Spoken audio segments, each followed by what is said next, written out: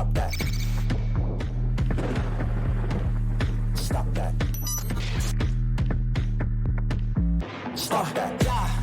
I hear him chat to the noise. Move too quick, can't stop for the talking. I hear him chat with the walking.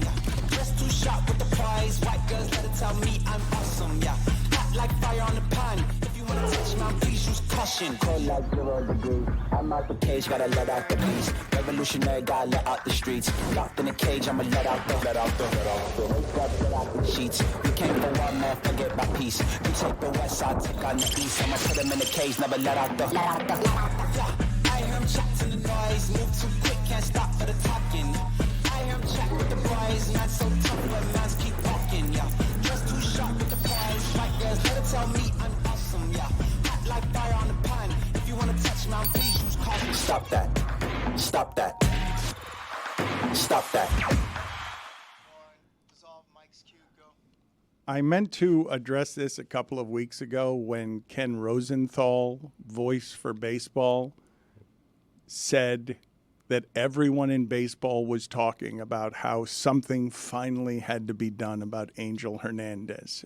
When Ken Rosenthal stakes his voice and bow tie as the voice of baseball on running someone out of the sport, it then happened soon thereafter. So congratulations to all Hispanics who have known that Angel Hernandez has been a blight upon our people with his general incompetence for 30 years umpiring baseball games. But it appears that they finally settled. They negotiated with Angel Hernandez in one of the most powerful unions in the history of unions, not just sports. And they said, Angel, not one more game this season. You are retiring right now. You are announcing your retirement. We're not even going to go anymore. It's going to be in the middle of the season. It's not even going to have any explanation for why it is right now. You're not getting worse. You've always been the worst. And now we're deciding you have to retire in a settlement. I can't imagine how much money that man got. We're going to miss that man. I'm telling you right now. It's hard to see it today, but I'm telling you next year, a couple of years down the road, we are going to miss Angel Hernandez on this show. We're going to miss talking about Angel Hernandez. We are. Put it on the poll, please, Juju, at Le Batard Show. Are we going to miss Angel Hernandez terribly? And also put on the poll, do you want to celebrate profound incompetence? Yes. Because I was like Draymond Green with Rudy Golbert. Draymond Green is really celebrating because Jerkic and Gobert are going to get swept, and he's just making the rounds hating everywhere. He is America's foremost hater right now. Put up the clip for us, please, of him reacting to what is happening in that Minnesota and Dallas series where everyone is watching the Defensive Player of the Year, 4-time Defensive Player of the Year, get hunted and get picked on, Stugotz, in a way that creates great merriment and joy throughout the sport because it would appear that everyone hates Gobert.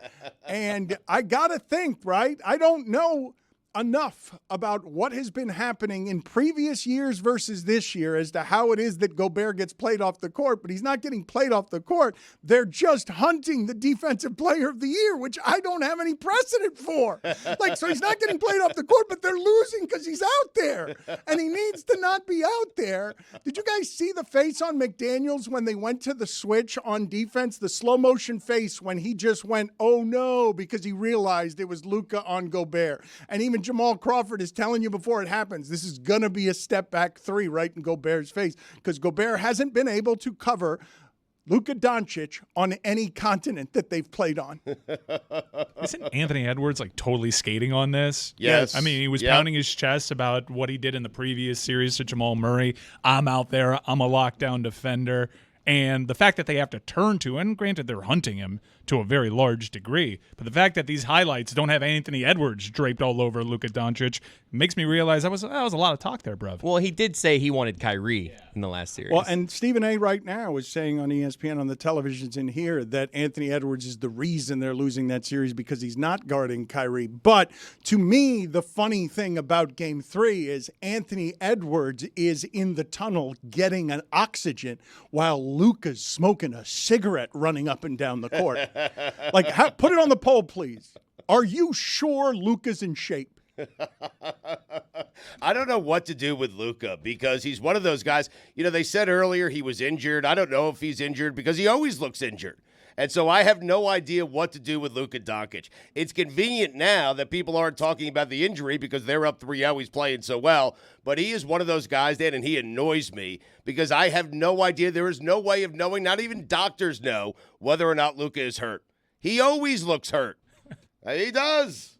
I saw a Lucas Stan account tweet out that nobody is holding opposing players to a better field goal percentage from the field. And then I dug deeper and I saw minimum 200 field goal attempts. Like, what great defender has that many? And this was like around game 1 of the Western Conference Finals. I don't think any other defender had 200 attempts on them in this postseason. But yeah, Luka's a really strange case study. And even when he was a little bit younger, coming out of Real Madrid and in better shape, he still looked out of shape by comparison. I think it's why he didn't go number 1.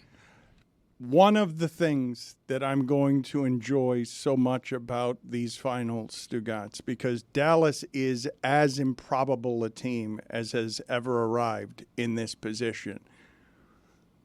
But if I could get the great good fortune of the greatest Boston team I've seen this century, I'm including their champion in there, playing not only against Kyrie Irving, but the white guy they've been dying to have throughout eternity in Boston, to have those two players. Well, they had him. Well, they had Kyrie, and then Kyrie saged the place and stepped on the leprechaun. I was talking to you guys before the show, and I was asking about like where the Mavericks would rank on improbable champions, Stugotz, because I did not have this being possible. Even seeing after the trade deadline that they were, one of the best defenses in the sport.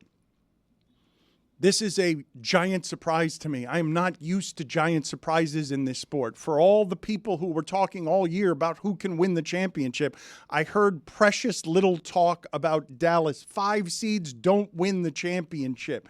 You don't have a team that wins just 50 games winning the championship. You had a 6 seed, and the Rockets do it in, I think, 93, 94. So a 6 seed got to the NBA Finals. 8 seeds have been to the NBA Finals. You know, the Heat did it last year, right? No, not getting there. Not but getting winning there. the entire thing. Winning right, it. yes. The Rockets Wasn't a lot of precedent for getting there. The only precedent for getting there as an 8 seed was Right. a lockout shortened Knicks team that was hurt all year and wasn't a true 8. Right. So you say, Dan, that you're not used to seeing it in this sport. I'd say the last 6 years says get used to it, because the last 6 years in NBA history seems like a huge historical outlier. It has changed. The sport has changed because of all the offense, but 5 seeds are still not champions very often. And you just mentioned the Rockets as a 6 seed. Those Rockets were the defending champion. They coasted through the following season. They had Hakeem Olajuwon. It was 93, 94, 94, 95. It was the 2 years Jordan took off. Right. And so it was But they don't count. They got there and won it with a championship pedigree. It would have been more shocking if it was year 1 because you'd already seen that nucleus do it. But I would say, just comb through the teams that have made the finals and have won the finals in the last 6 years. The fact that we're not really getting any repeat appearances, the fact that dynasties are dying shortly thereafter, or presumed dynasties are dying shortly thereafter. It's a crazy time. I can't really wrap my head around it. You just got to take every season as a new thing. Can't carry over. We had the last 5 seasons, each of the last 5 seasons, there's been a 3 or lower in the finals in basketball. And it is, at least in part, because of how everything has changed in that sport with three-pointers and offense and the way that the game is played. I posed that I love the take. We were doing a little cable TV thing. I'm like, I don't even think it's the most shocking Dallas Mavericks champion of all time. But looking back, the series against the Miami Heat in 2011, where J.J. Barea was put on LeBron and he refused to back him down, the Mavericks entered that series at plus 160. I think it's tough to find a line on that right now. You have the line with 3 teams. Keep in mind the Mavericks haven't actually advanced just yet, but I think it'll settle in somewhere around plus 160 for Dallas. Do any of you listening to this have a comp for what Luka is? Because Paul Pierce's game often confused me, but Stan Van Gundy is saying that this is the best offensive backcourt ever and that Luka is the best offensive player that there has been in the history of the sport. And I am confounded. I understand that after the game, when he's shaking hands with Travis Kelce, you realize he's bigger than Travis Kelce.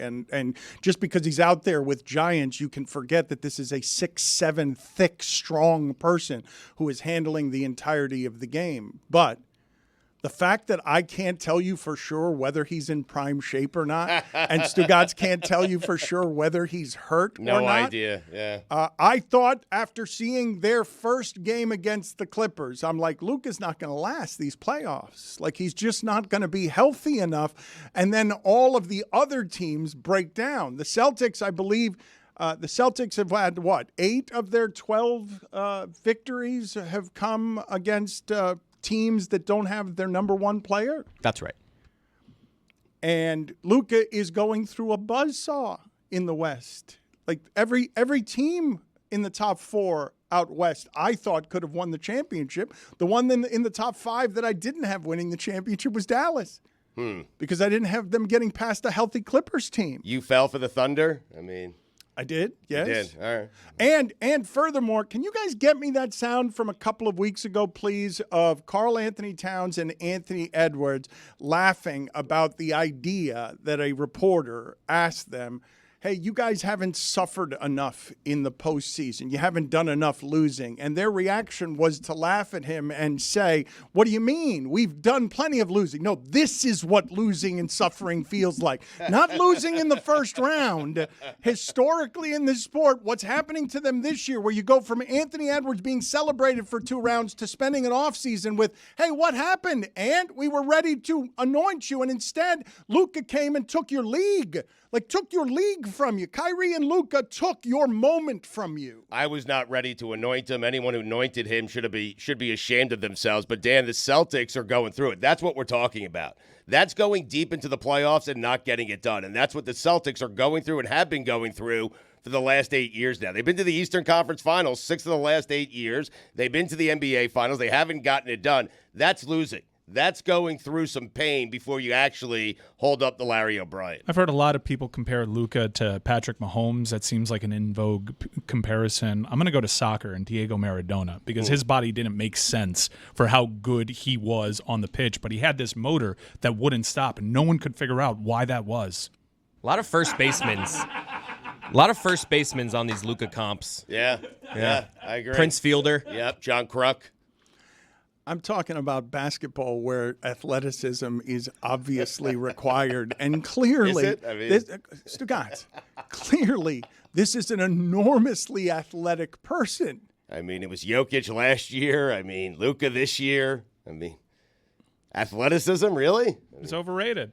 I mean, part of the athleticism is also conserving your energy, especially when you're not of the best wind. Right. Like Luka is. Yes. He's got a special quality where he can, it's almost as if he's been out of shape his entire life, so he knows how to win within those margins. And he knows just enough amount of exertion to get a look at the cup. I'm going to say this again so that you understand what's happening here. In the fourth quarter of the last game, as the Timberwolves are benching Karl Anthony Towns, and everyone's wondering, hey, do you need to bench the Defensive Player of the Year too? 5 minutes left in the fourth quarter in a series that Minnesota has had the lead in every fourth quarter. Anthony Edwards is in the tunnel getting oxygen because of how Kyrie and Luka are beating you down.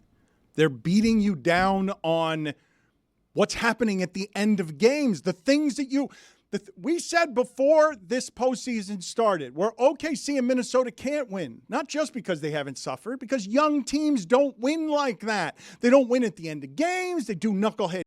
They've got to learn how to do that. So, Stugotz, this is Karl Anthony Towns during better times and Anthony Edwards telling us, what do you mean we've got to suffer and lose in the playoffs in order to get to the finals? We've lost. We keep losing in the first round. How much losing do you want us to do? And usually in NBA history, it says you have to lose and lose big before you win. What is it about this team that says we lost last year? Yeah, but that's different. You have to lose at a bigger stage. Usually, teams usually. It's the playoffs. We lost last year. We lost the last 2 years. God damn. How much more we got to lose? How much you want us to lose? Been losing for 20 years. I mean, that's just the truth, dog. God damn. I think he gets it now. Yeah. How much more you got to lose? One more game. One more. One more. will One do more it. series, generally, historically speaking. The reporter wins. I mean, he has to feel vindicated today. No, Vince Goodwill is the reporter. Vince. The idea that Luka is wearing them down with his wind and his athleticism and just his general frustrating, because what the hell are you supposed to do? You can have everything lined up for the two players that they have in their backcourt, and it doesn't matter at all. And they are swamping. Anthony Edwards has the dunk of the year, the play of the year. In this series, he had the dunk of the playoffs, where you're like, Congratulations to him. He was already a star entering this year, but he's a breakout superstar from the season and the way that the postseason shook out. And Luka just stays even. Because he's always this confusing guy that finds a way to get buckets or make plays, and you can't. And you're left scratching your head. And we struggled last year and the last couple of years with Jokic, but we at least can see, like, okay, he can move inside too. He can get the easy buckets. There's no real hole in his game because if he goes to the line, he'll do it. It's really weird to see it constantly on the perimeter, and you have like some of the game's most athletic, best defenders try to take their shot at cracking this code, and no one really can. There are a couple of things that I find super interesting about this, Stugotz. A, Minnesota shut down a Denver team offensively that I did not think could be shut down by anybody, and it doesn't matter when you face this backcourt. And the other thing that's happening in this series, and this is something that was camouflaged over the first two rounds. You guys didn't trust Karl Anthony Towns. You didn't. And now you know why. Mm-hmm. This is one of the worst shooting performances I've ever seen, and it is statistically one of the worst that there's ever been. What he's shooting from three is what's getting him benched. His coach is saying it's hard to watch, that it's hard to watch my second best player run around out there, and he knows he's not going to make anything. Is he 4 for 32 from three? I think he has something from three that is the worst there's ever been on that many shot attempts from three. Usually in the postseason, people will stop shooting if they're shooting as poorly as Karl Anthony Towns is shooting. Because he is 3 of 22. Okay, so I'm going back 5 games. This is the worst 5-game stretch we've ever seen from a three-point shooter in the postseason in this league. Is 4 for 32 because we're going back a ways. And so the Timberwolves won anyway. They beat Denver anyway with him playing that way. But what a bizarre roster construction for the Dallas Mavericks. Yes. They're dying to get this Hardaway contract off their books. They are. Like they can set themselves up nicely. I know it's not sexy, but they have some bigs that can appear to be really versatile defenders and are huge into their success. And I always have to Google what their names are. The most impressive part about the Mavericks is that they had Luka Dončić and they completely revamped their roster around him in the last year and a half. They made the trade for Kyrie at the deadline in 2023, yes. And since then they've added Gafford and Washington at this last deadline. They added Derek Jones Jr. in free agency. I think it's their second. I can hear your Heat homerism through this. This is what the Heat should do for Jimmy. No, come on. That is kind of what you're. He was getting somewhere good, man. That wasn't I let him fair. cook. I didn't go in too You didn't early. let I'm him saying cook. He was about to No, get you to pulled that that You guys too early. Yeah. You didn't let him couldn't. cook. You Stop couldn't cooking. hear Where was he it. going with Derek Jones Jr.? I was You curious. didn't hear the Food is still raw. I'm the only one that heard the Heat analysis there. Once you just said said Derek Jones Jr. He said, "Did you see that they took a star and they Right. put a bunch of things around him to improve What the I roster?" saw is that he had started to cook. He had put a few things out. He had tenderized a little bit the chicken. He had marinated a little bit, and then you took all the ingredients off the No, table. I let him before. go. You didn't. He was not allowed to cook. Lucy, was he allowed to cook? Did you feel No. like Jeremy was allowed to cook? No, there? please just let Jeremy be, okay? Just let him live his life. If he wants to sneak a little Heat stuff in there, I felt like I didn't pick Lucy up on heard it at all. Come on, Lucy. No, I didn't. Lucy, you heard it. Chris, don't do this to me. I'm bad in confrontation. My parents are divorced. I can't pick again. You mentioned the Mavericks roster construction. Luka's up for 5 years, $346 million, and Kyrie's going to be up for 4 years, $243 million. So they're about to give $600 million to both of those guys over the next 4 years. Can you believe we're here with Kyrie? No. Where it's okay. Well, we got to get him his money. We got to pay Kyrie. This was never the thought. This is a contract that's changed hands several times over. I have seen many times over the years. Allen Iverson was the one that I remember most clearly, where we were just crushing him, and then he made it to the finals, and we're like, did Allen change? And it's like, no. Not really. He's just winning. He's just winning now. And when you start winning, we will change the way that we talk about you. And all of that said, Kyrie Irving has been maximum professional for them since he got there. He was humbled by everything that happened there. And this is the most circuitous route he could have possibly taken to, I'll show you what I can do when I break free of LeBron James. He took the route that was all over the place and got to the place in the most unconventional of ways, because all of us would have had it happening in Boston and Brooklyn before it happened in Dallas. Yeah, but are we forgetting it didn't happen in Boston and it didn't happen in Brooklyn?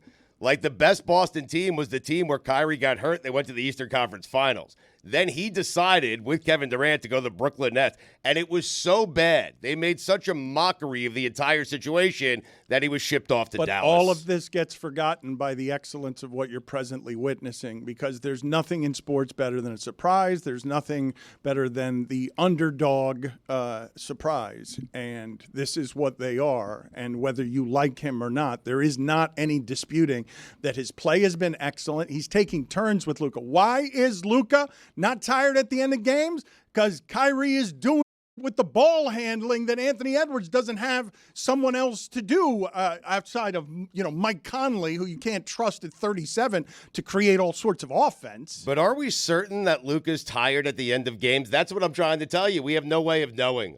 Luka is the most annoying basketball player. He's the guy that walks into the gym. He's complaining about his knee. He's got a knee brace on. He's complaining about the shoulder. He's complaining about everything. He looks like he's hurt. He can't jump. And he lights you up for 40 points. I can't stand that guy. With a cigarette in his mouth. You should love that. Yeah. Luka had 21 in the fourth. Kyrie had 21 in the fourth. The Timberwolves had 20 in the fourth. You combine their 2 points.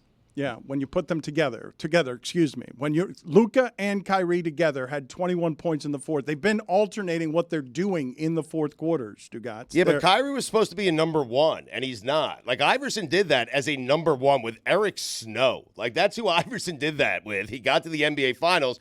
Kyrie has never been a number one and led a team to an NBA Finals or an NBA championship. You're going to find he ways needed LeBron. Yes, I am. To criticize Kyrie Irving the way that he's presently playing. Because he attaches himself to these guys, and then he becomes the number two, and then we praise him when he wins a championship or he gets to the NBA Finals. Kyrie's been an utter disappointment his entire career. I don't want to hear about Kyrie. I don't. You what? Are going to complain about someone else being a number two. Yeah. I mean, he's supposed to be a number one. I'm supposed to be a number two. Kyrie is supposed to be a number one. That's what I'm saying. And he's not. He's never been a number one. The Cavs were awful until LeBron came back, put him in a position to hit one of the biggest shots in NBA history. I mean, seriously. Is an odd take. One play Hall of Fame. I mean. This is an odd take. It's my take. I mean, Kyrie's going to be talked about as one of the more confusing players, especially if he wins this one.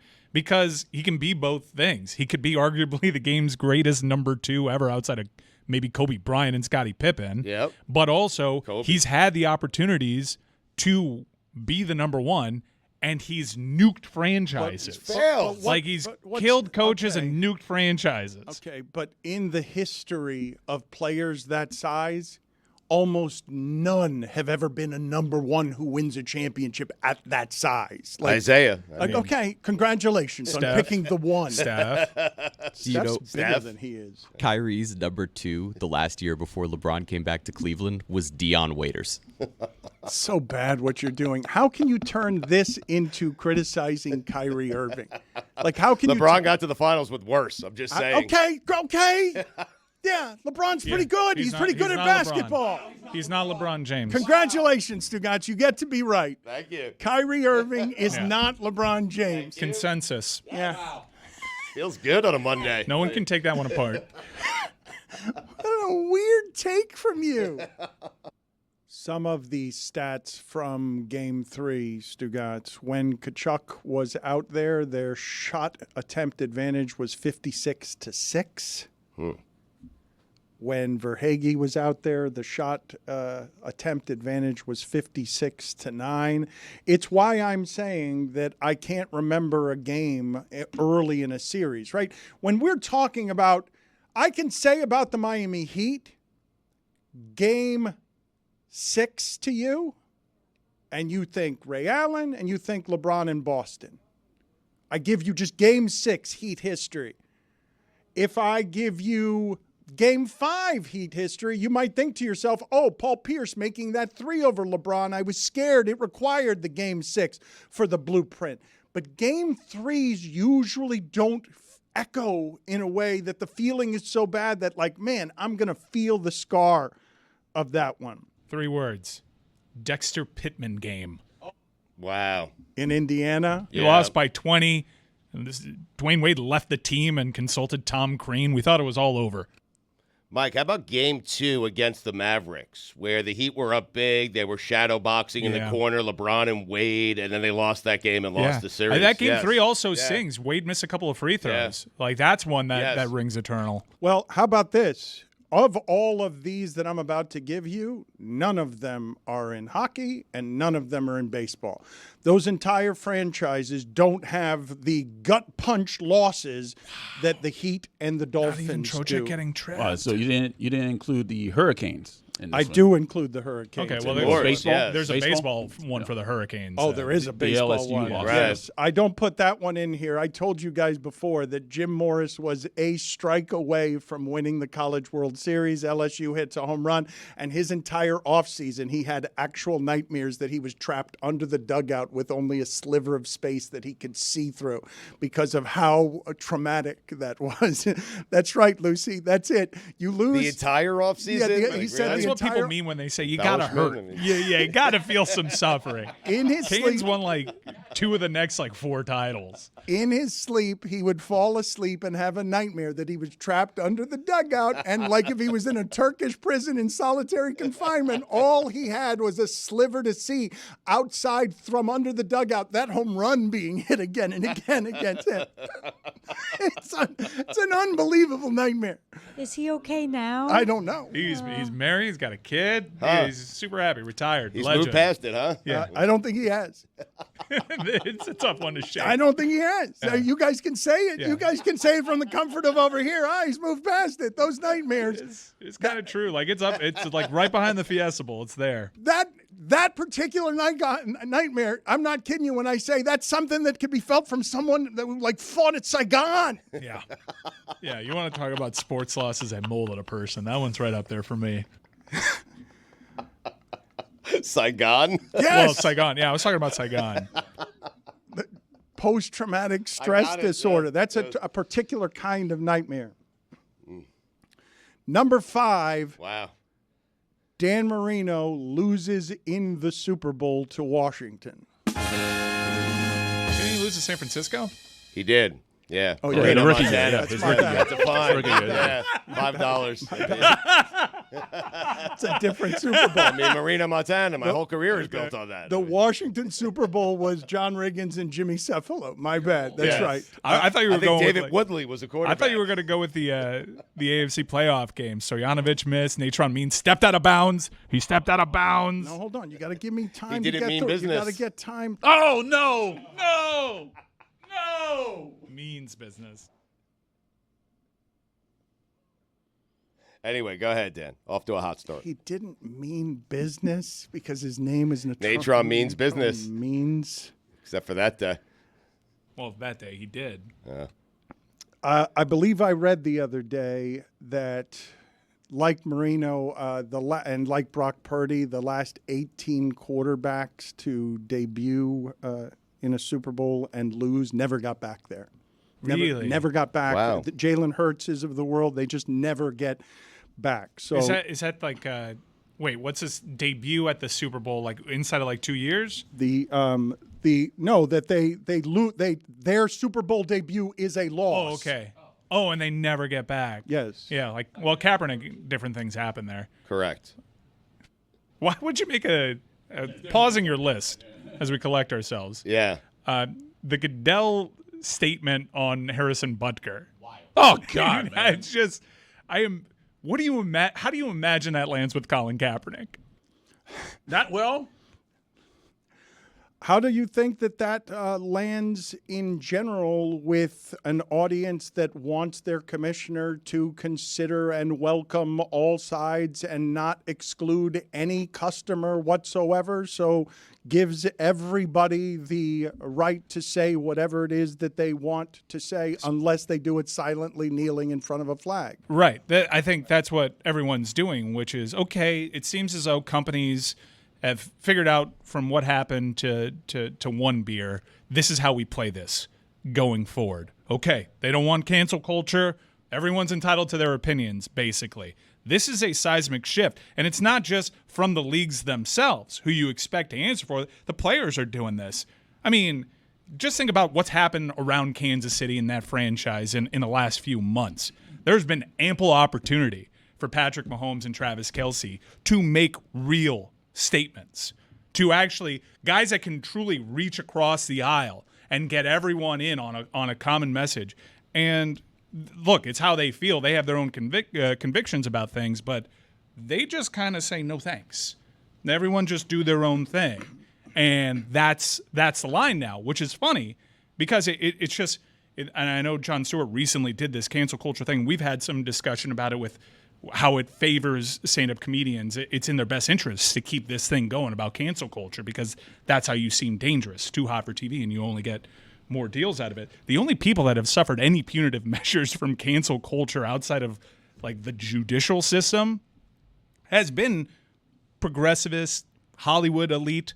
I mean, some of them have done really bad things, but you think about like Kathy Griffin and Colin Kaepernick and the people that have actually been canceled. Al Franken. Like it's not an actual punitive measure on the right. Look at Harrison Butker's charmed existence right now. On top 5 tangent, respect to top 5. Number 4. I will get there in a second. Wow, I just cannonballed out of that one, man. Jesus. Number 4, Allen Houston ends the Miami Heat season with a ball that bounces on the rim 27 times as an 8 seed. Mm-hmm. Can I go back to number 5 for a second? Because I don't think Dolphin fans were crushed when Marino lost to Montana in that Super Bowl. I think they thought the way that Marino thought, hey, I'm going to get back here, and I'm going to get back here a lot, right?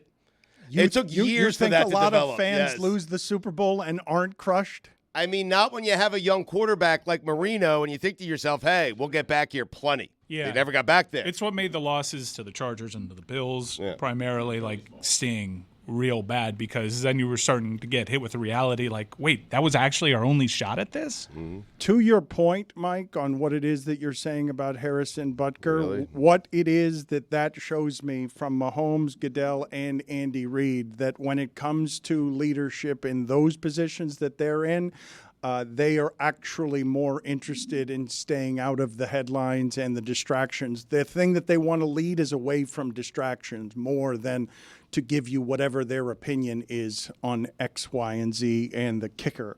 Number 3, thank you. LeBron loses to the Dallas Mavericks. Number 2 is either one of the Dolphin losses to San Diego, the Kellen Winslow one or the one that would have been AFC championship ready a long time ago? Not really how top 5s work. Like, which mean, one is it? Yeah. It's 2-8, it's your top 5. I mean, it's not ours. They got dominated by Kellen Winslow, but there's legitimate beef if you're a Dolphins fan. All that happened before instant replay. Natron Means did step out of bounds. Like the big game-breaking play in that shouldn't have happened, and then Stojanovic, who you could count on, just comes up short, and San Diego ends up going to the Super Bowl that year. Now, granted, it probably would have ended in another loss to San Francisco for the Miami Dolphins because that Niners team that ended up winning was one of the greatest teams of all time. But it would have been a hometown Super Bowl. They would have been the first to ever host it. And as we've seen, the last 2 teams, the only 2 teams to ever host a Super Bowl, have won it. And number 1, the University of Miami loses to Ohio State on a bogus call by Terry Porter, who has been hiding since. So 2 that have happened this century. One in the last 20 years. What am I missing? Give me the one. The Marcus Thornton game against Sacramento. We all thought the blueprint was on the line. Yeah. There was a Memphis Grizzlies game where Udonis broke his foot and also Spo got shoved intentionally. I think we can all see that now. Good one. Who was the Utah Jazz player whose name? Oh, Paul Millsap. Oh, the Millsap. Oh, that Millsap. Jesus, he lit us up. Us. What are you talking about? I mean, I had us? season tickets at the time. What are you talking about? You scalped all your season tickets. I did. You were. Oh, Paul Millsap. Just like Panther fans. I am telling That's you. disgusting. It is. Roy, you do not show us emotion, but that loss, I'm telling you, made me conjure that list because outside of those all-ended seasons, everything I'm mentioning is your season's over, you don't get to play again tonight. It's just done. You're just suffering.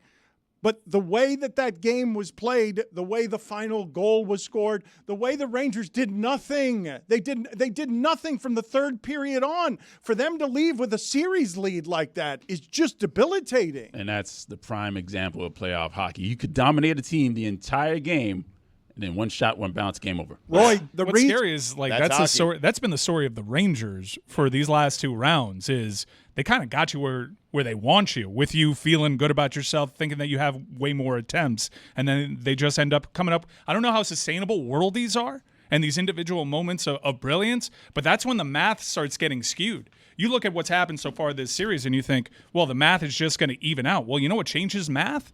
All-world performances from your goalie and individual moments of brilliance that win games. And they've had that from Gaudreau, and they've had that from Lafreniere. When I told you guys that I feared Tampa Bay and I feared Boston, it's not them that I feared. It's hockey. It's what just happened where when you're better and it doesn't mean shit.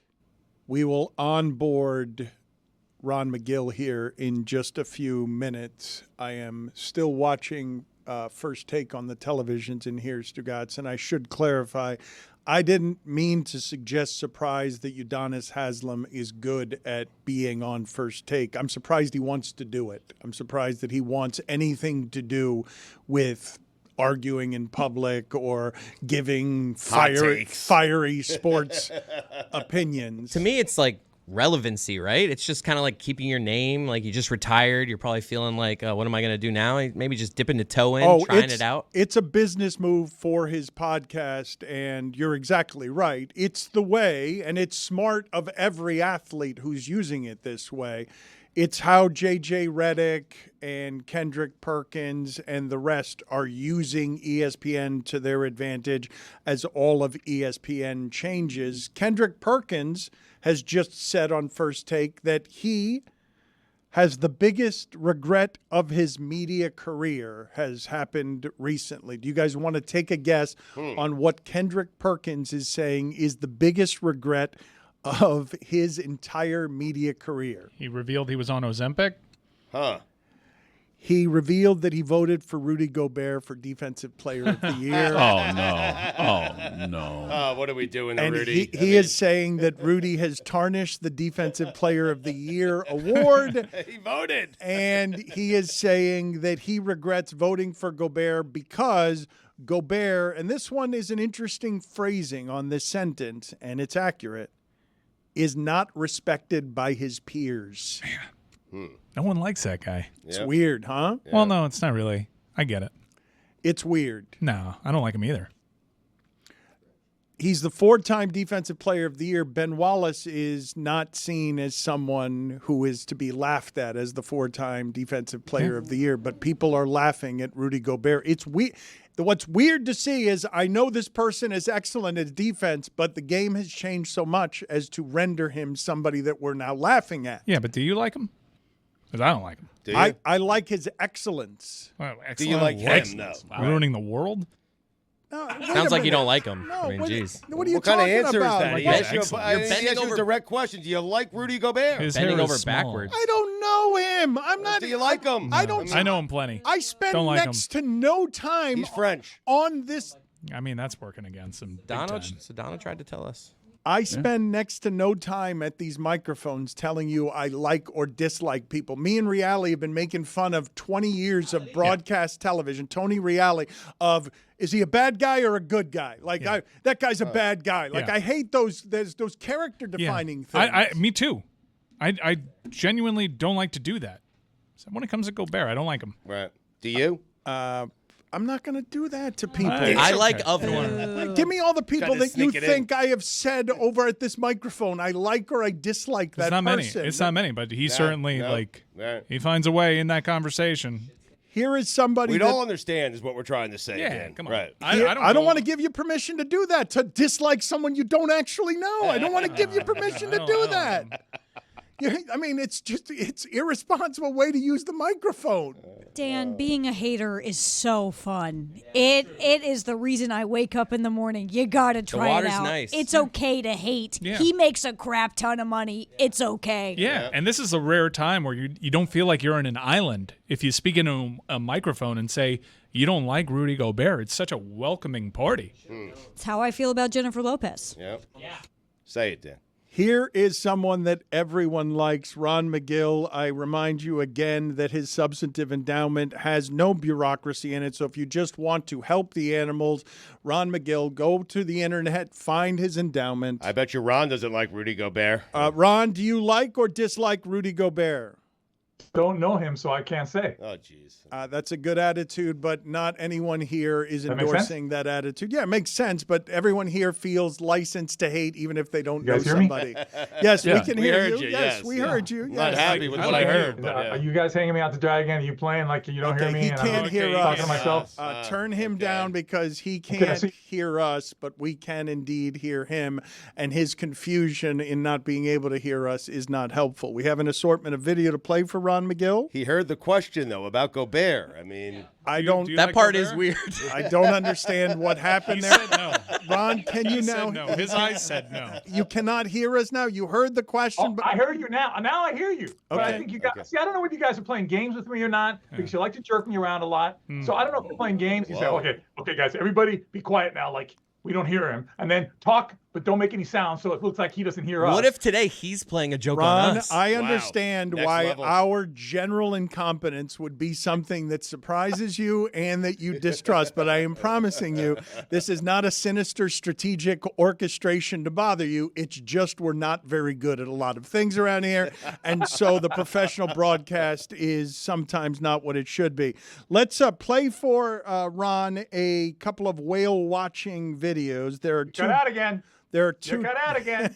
I just see Dan moving his lips. Okay. I did there you go. You're back again, Dan. There are You're two back. drones here, and it's a blue whale feeding at the surface. Give us some play-by-play here if the video does execute correctly. 20 miles off the coast of San Diego. Yeah, look at that massive. This is the largest animal that has ever been on the face of the planet, Dan. Larger than any dinosaur, larger than anything. What it's doing is it's feeding. It's a baleen whale. So it opens its mouth and it grabs all these small organisms in the ocean, and it's got like a bunch of filters in its mouth. And as the water goes through the mouth, it filters out all the food, and that's how it eats. The largest animal on the earth eats some of the smallest things on the earth. That's incredible when you think about it.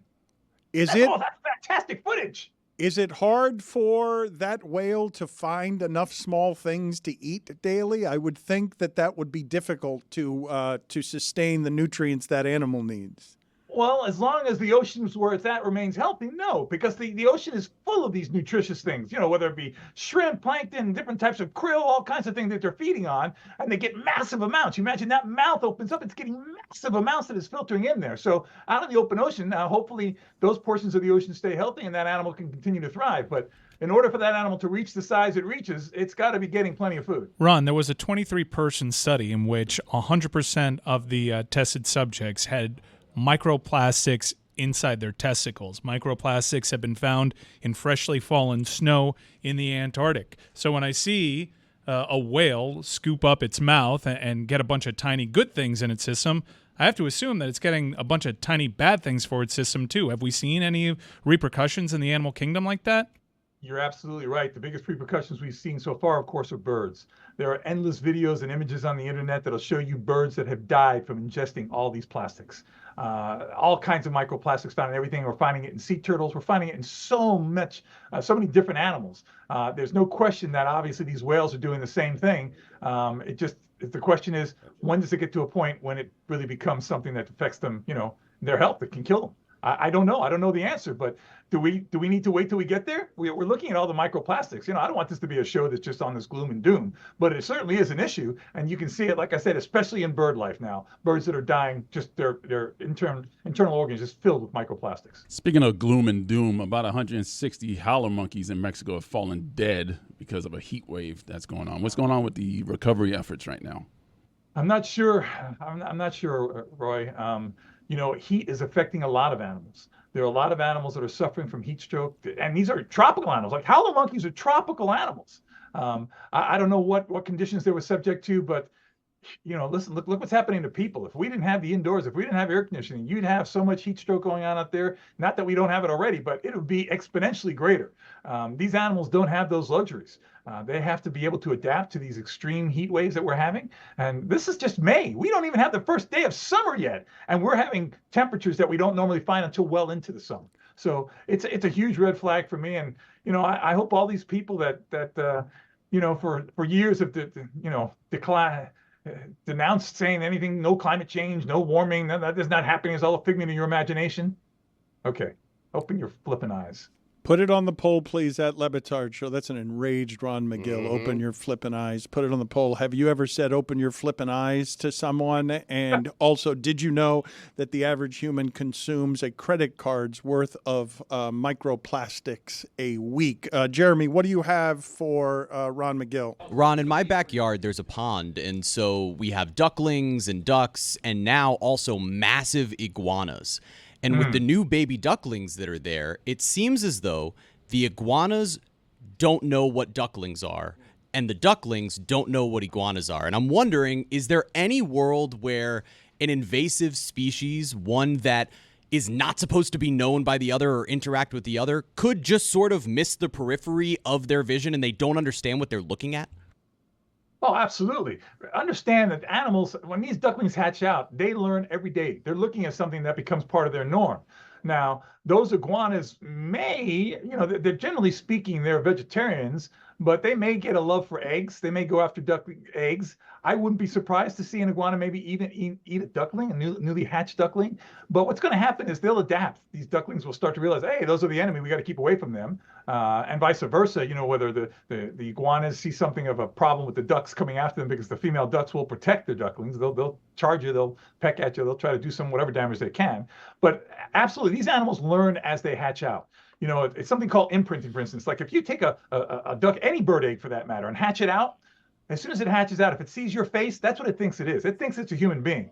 It will follow you around like you're its mother, even if it sees another duck. The other duck is going to be foreign to it because the first thing it sees when it hatches out of the egg, it imprints on. It becomes that's what I'm supposed to be. And that's why you see these films of people walking around and all the ducklings following them, or the guys who fly in the gliders, and you see the geese flying right next to them because they were raised on an imprinted basis by that person. So they're following. That's how that person teaches them how to fly and migrate. Look at the film Migration. It's a fantastic film. I love that movie. My daughter loves it too. You're a world-renowned photographer. I just recently saw footage of a first time ever. There's been footage that has been late to arrive to the scene, but a drone captured a killer whale attacking and killing a great white shark in the moment, all used by drone footage. And I'm wondering, this is footage that really hasn't been made available to us prior to drones. You being a world-renowned photographer, how often do you find yourself using drones, and does it open up a whole new world of possibilities for you? Absolutely. Drones are absolutely that different level of capturing moments because, first of all, most of the time those drones are not seen by the animals you're photographing. Okay, these drones are so small, can be so quiet, you can fly over areas without disturbing the animal. So you're getting a whole different perspective, but more importantly, you're able to document a behavior that's not being affected by the presence of the camera. And again, you can stay in a vehicle and you can have that drone go, thousands of yards away. The range of these drones is fantastic. So you can scope entire areas where it would take you hours to go over those areas. You can do it in minutes with a drone. You can see things happening. You can document them. I think drones are an absolutely wonderful thing as long as they're used responsibly. Speaking, not going up buildings to look into people's rooms and stuff. Okay, you're anti-voyeurism, anti-crime, but you were saying vehicles and vehicles on safari. Let's check out this video of an elephant attacking what appears to be a group of tourists on safari. Tell me what you're seeing here, Ron. Okay. Oh, yeah, this is that famous shot. I think it was in Zambia. This is a bull elephant that is challenging. He's in must there. You can see on the right between his ear and his eye. You see that little line of fluid coming down? His glands are draining there. I do not see that. Well, if you look closer, you see a little dark line there. Anyway, the bottom line is that male is challenging the vehicle because he thinks the vehicle is challenging it. It's not in a rage, Dan, because if it was in a rage, he would have turned that vehicle over and he would have crushed it like a loaf of bread. Basically, the guy backed off and the elephant eventually backed off. But this male elephant is in a state of physicality called must, M-U-S-T-H. And it's kind of like, I don't know how to say it. It's like when a woman is having a hormone rage and she's going crazy. Well, that's what happens to these males during must, and they want to fight everything because they're trying to battle for the privilege of being with the females. So they get very ornery, very unpredictable, and very dangerous. Why did it take that guy so long to back off? I would have been in there like, go backwards in reverse. He was like holding. He was like holding his own. Like, what are you doing there, Van? I'm good not armchair quarterbacking this one. I think also. You know, in real life, Chris, what happens is you're supposed to, with elephants, stand your ground. You're supposed to stand your ground. Okay. A lot of it is bluff. This guy obviously was part bluff, part not bluff. And the guy realized, listen, he's coming at me. He's picked me up twice. I'm going to back out of here now. But I think he went through the right process. You wouldn't want to back off right away because then the elephant says, oh, he's afraid of me and I'm really going to kill him now. But if you don't back off right away, like you see that elephant, and then he backed up. The elephant said, why isn't this guy running away? He backed up. Well, let me try it again. And now basically it was a game of chicken where the guy driving the truck said, you know what? I'm not trying this again. I'm out of here. Is it true that when elephants are in must that they have a raging headache, almost like migraine level? I don't know because I can't talk to an elephant. I don't think we've ever done a study to put kind of sensors in their brain to find out if they're having a headache. I do know that they're incredibly ornery. They're incredibly almost angry. They're urinating all over themselves. They're draining from their gland on the side of their head. They're just not in a good mood at all. Whether the headache is causing that or whether it's just hormones. It's like hormones can make any living thing stupid. Ron, good seeing you. Thank you, as always, for all of your contributions to the show, sir. And I will remind people, zoomiami.org/Ron Magill Conservation Endowment. It's substantive. You should donate. Thank you, sir. Thanks, guys. Have a great week. Greetings. Bet your Roy doesn't like Rudy Golbert. Greetings. Guaranteed. He is an interesting individual. Yeah. Thank you, Roy. That was interesting. He said he was interesting. He said he didn't dislike. He didn't say he disliked them. I don't see Roy Wood saying publicly that he dislikes a whole lot of people he doesn't know. Interesting is code for I don't like that guy. All right. I'm just saying. Is it code? I need to meet him. I need more information. That's what I'm saying. Because until I meet you, it's hard for me to size you up when all I know about you is what you do at your job. Because we're all gonna have bad days at the job. Just his are in front of millions of people, and some days he does his job really well, and then other days it's terrible.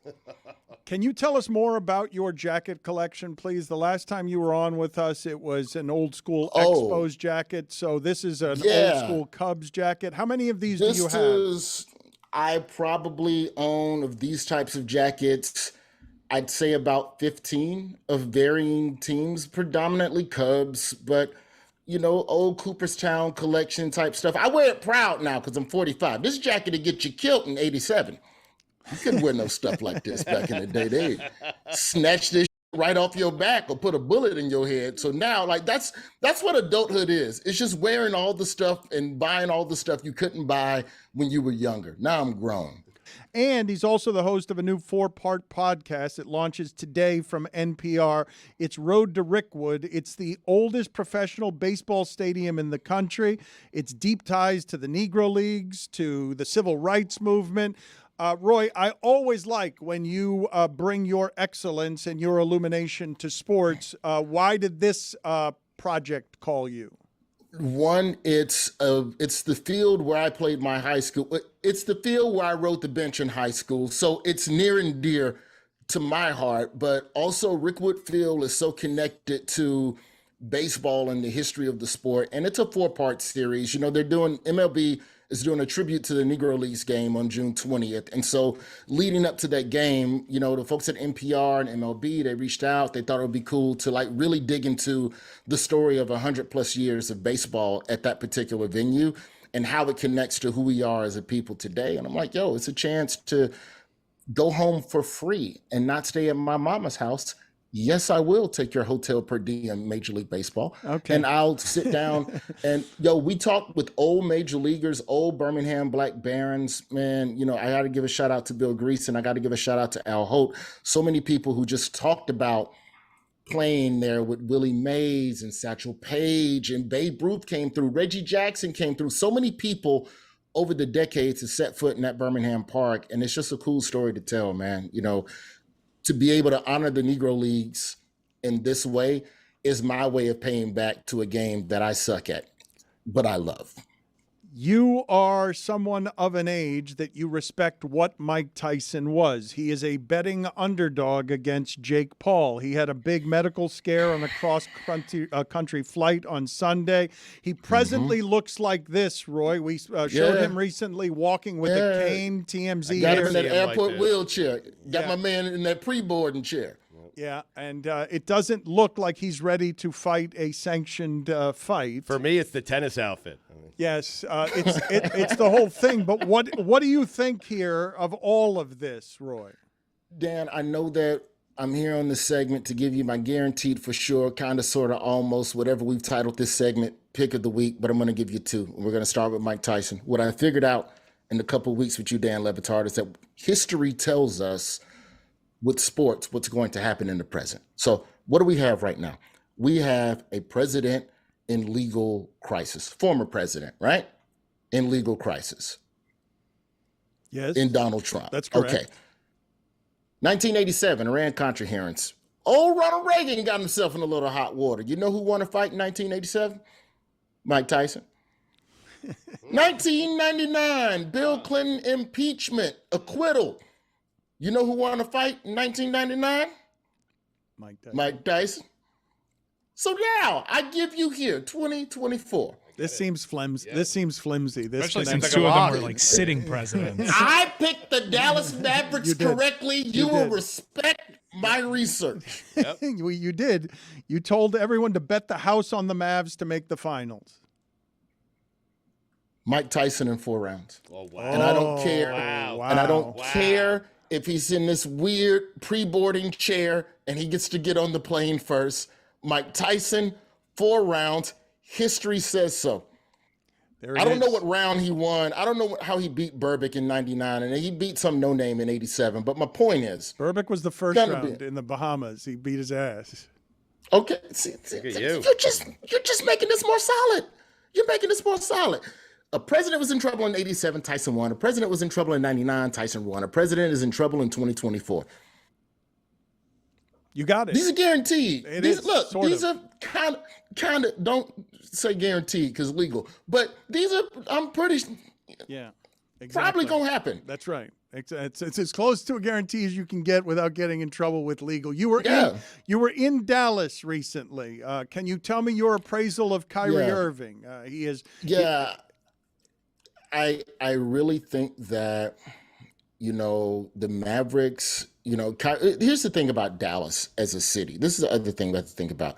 When Kyrie is playing in a boring place, he's better. Cleveland, love you. Not a lot to do downtown after 10 p.m. Not a lot of mischief in Cleveland. Boston, it's a lot of mischief. Dallas is the perfect mixture. Dallas has places to go, but Dallas also, you've been to Texas, it's long stretches of nothingness. So you get to think and focus and just look up and think about basketball. It ain't like Brooklyn. Brooklyn is chaos.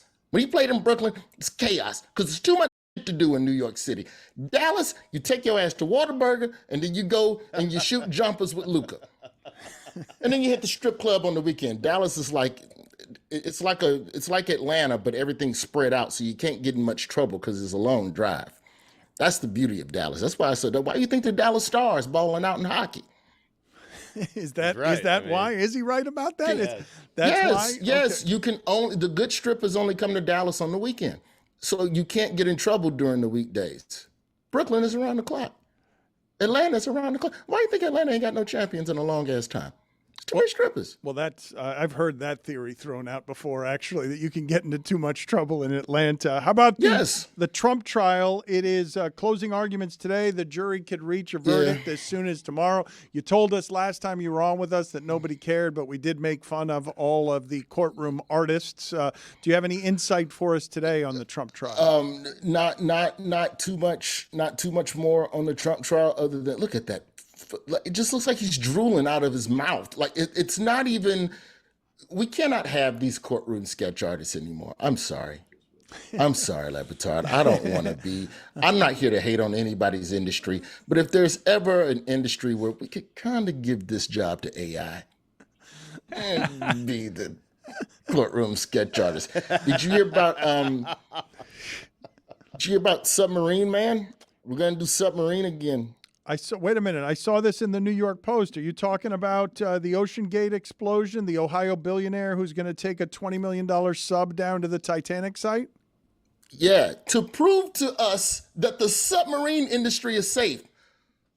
Who are you proving it to? Nobody's lining up to take the deep 2-mile Marinara trench ride. When we said submarines are safe, I wanted to see some dolphins off the coast of Cancun. Show me the dolphins at 20 feet, you bitch, and then I can swim up and get to leaking. Submarines are not safe. No, I'm with you on this. Submarines cannot be described as safe under any conditions.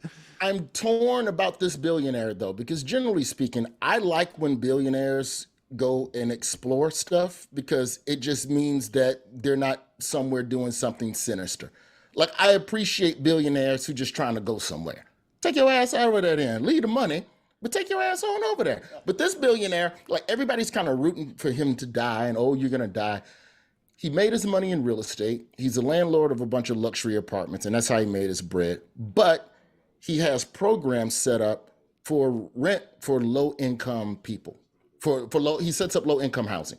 So there's parts of his portfolio that are very, very benevolent, and I kind of don't want to see this dude die at the bottom of the ocean. But if we're talking NBA Finals, we need him to die. So, what?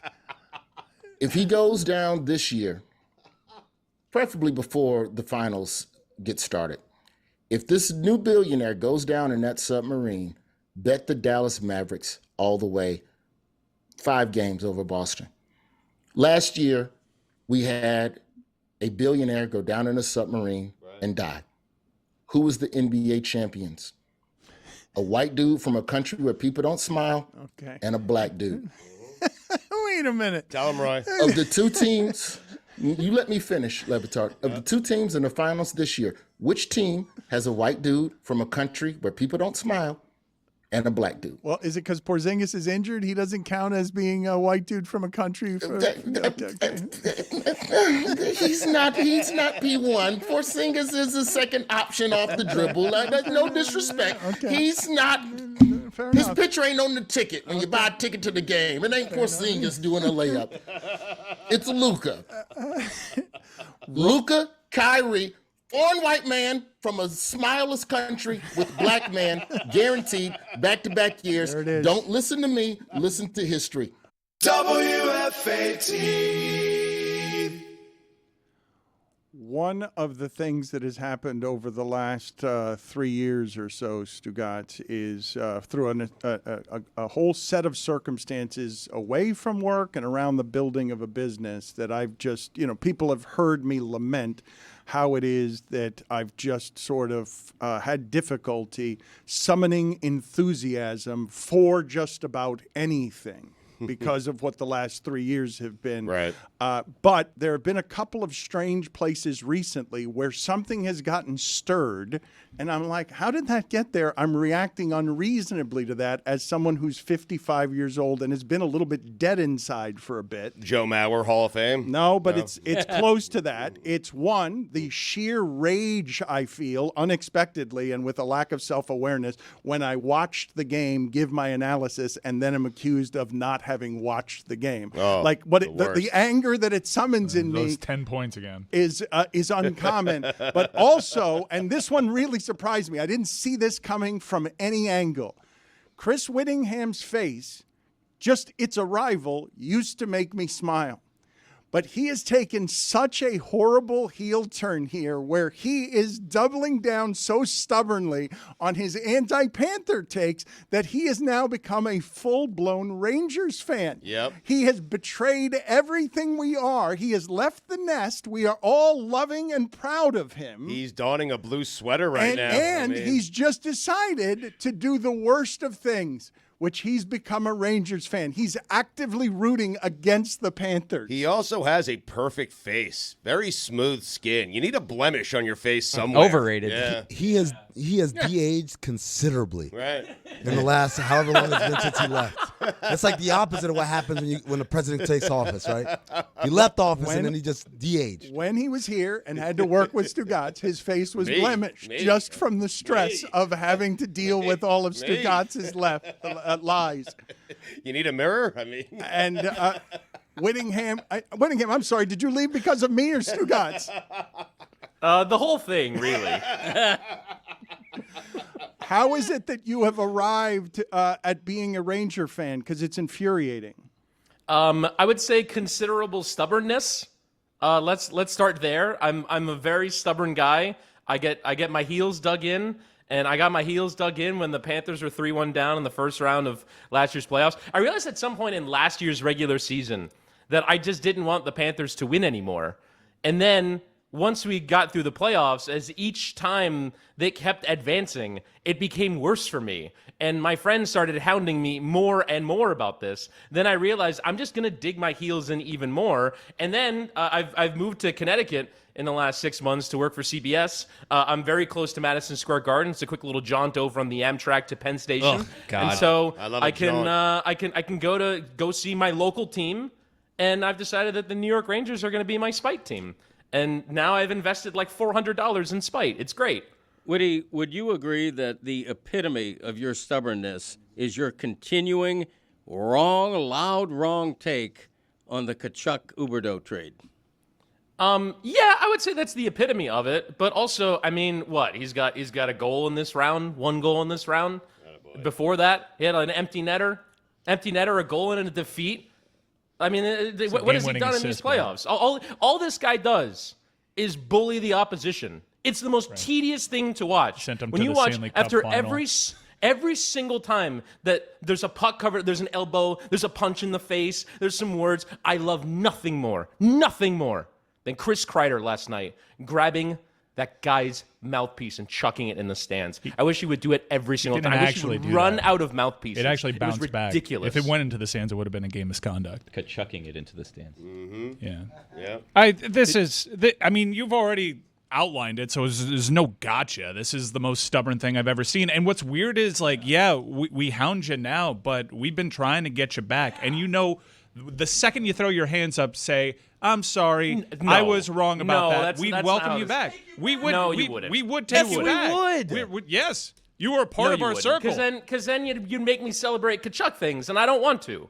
I don't like the guy. I will never like the guy. You cannot make me like the guy. If I said right now, okay, you know what? I'm back with the Panthers. I'm in. You're gonna make me like the guy. I don't want to. Don't make me like him. And don't make me like the coach either, because I don't want to either. But Whitty's local team just won the Biden Cup, so he's right. doing better. And we just got to split away from home in this big Eastern Conference while getting finals. outplayed the entire time. Getting outplayed. Who cares? Let's talk about the results. We got the results. And also outplayed. There've been 3 overtime games in this series. Yeah. Who cares? Like what? How do you define outplayed? The only game in which there was a decisive margin was Game 1, and the decisive margin came from an own goal and an empty netter. Like there has been no decisive margin in this series. It has been incredibly tight. Both goaltenders have been brilliant, and two of the overtime games went to the Panthers. 2 of the overtime games went to the Rangers, and 1 went to the Panthers. Just they're fans that stick with their team through thick and thin, and you were one of those fans. To have your hill to die on be Jonathan Huberdeau, just gross, who stinks, awful, who's regarded as the worst contract in the league right now. All this for Jonathan Huberdeau. Yeah, it's not like they built you a stadium and bilked you and sold off the team and had a fire sale. It's not any of that. It was Jonathan Huberdeau. Even Huberdeau said it was a good trade. I don't think it's just about Huberdeau, if I'm going to be honest with you. Yeah. I mean, I feel like there's more an indictment on you guys. You drove this guy away from his own hometown team to root against them to lose, than it is an indictment on him. We didn't make him. Well, he's telling you guys have annoyed him to the point that he wants to watch his hometown team lose. I think he vocalized that this happened something. This you made was him something move to internal. Connecticut to get away from this. He was a Panther fan last regular season. This wasn't something that happened after the trade. Like, he still was rooting for the Panthers throughout an entire season. I have photographic evidence of him going to a game with my wife and my daughter. I didn't mean to gender reveal there. I'm sorry about that. My wife and my child. And I went with Chris Whittingham to a Ducks game, and we were rooting for the Panthers. And then something after that, it went off the rails where just Matthew Tkachuk drove this man crazy by proving, without a shadow of a doubt, that his hill to die on is a fallacy. It's Jonathan Huberdeau. They made a great trade. But it wasn't just the trade of Matthew Tkachuk for Jonathan Huberdeau. It was, I'm telling you guys, it was that first game broadcast of last regular season when Paul Maurice and the entire broadcast crew tried to tell me that everything you just watched for the last 2 years was nonsense hockey that could never win and blah, blah, blah. And we've got to be more physical. We got to play playoff-style hockey from day one.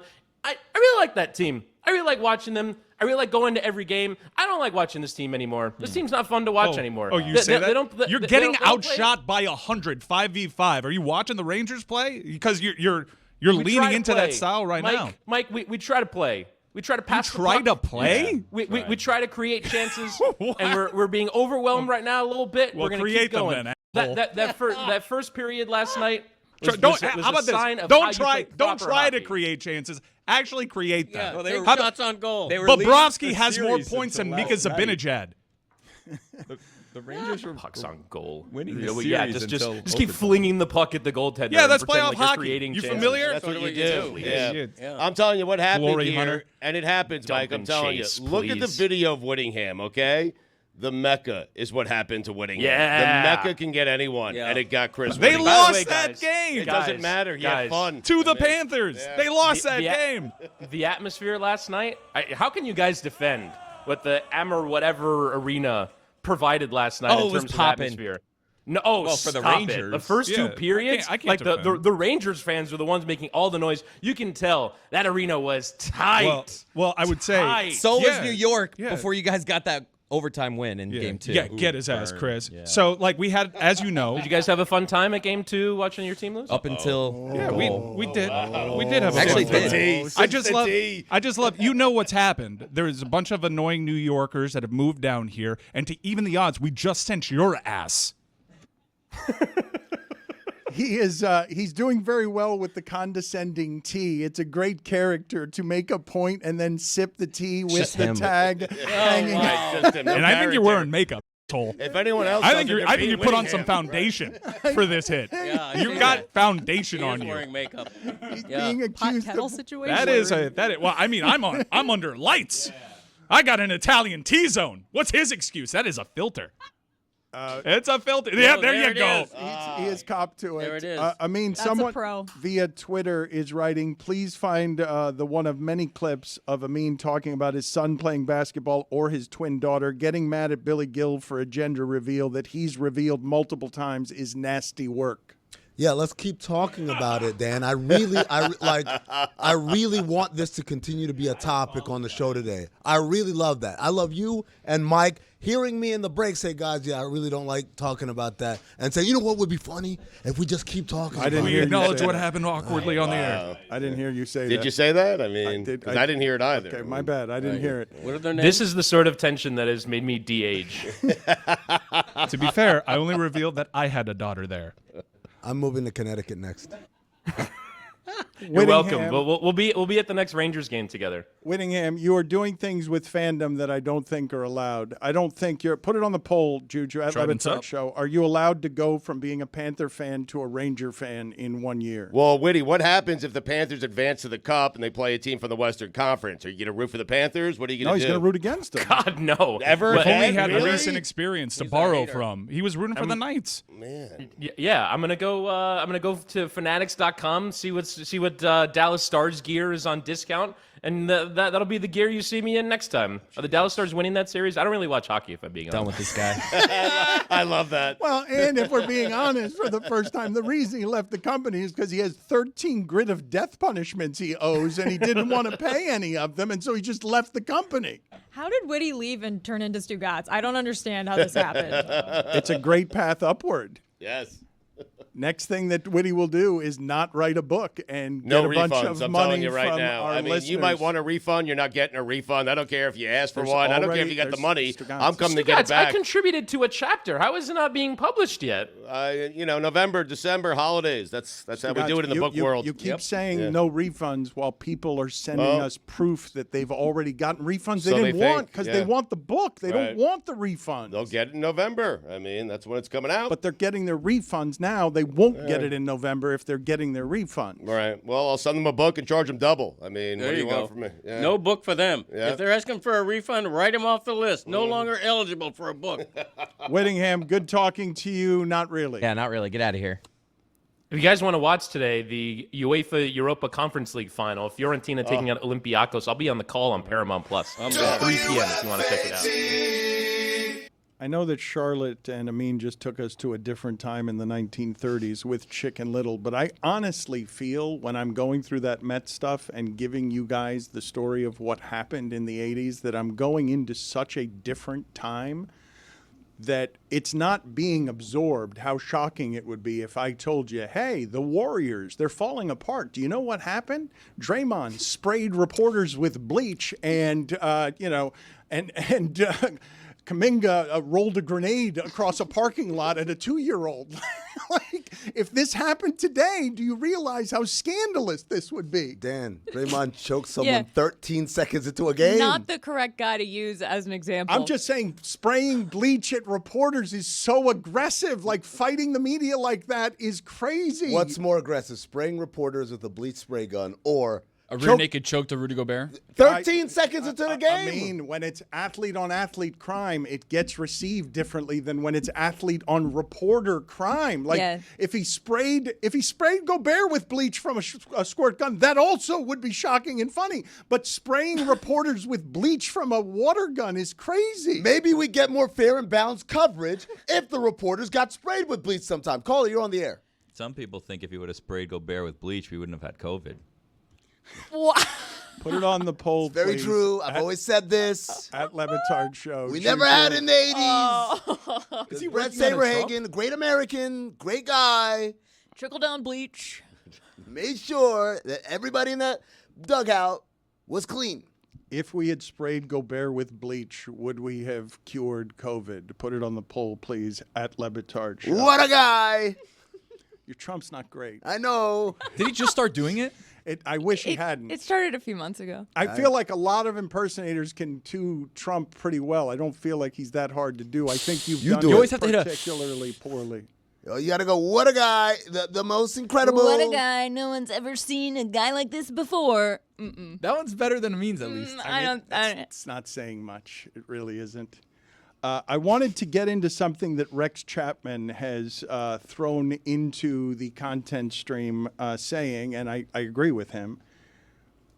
Bill Walton, when he died, the outpouring was so impressive. And this part is super rare, okay? It is super rare when a Hall of Famer dies and the eulogy isn't about what he did to be a Hall of Famer. Like, that's usually what we know is here's how this person was great. That's how they were defined. It's not with an outpouring that has love in it for who the person was beyond the play, because I really do feel like the way Bill Walton is being celebrated is so universal and so soaked in love.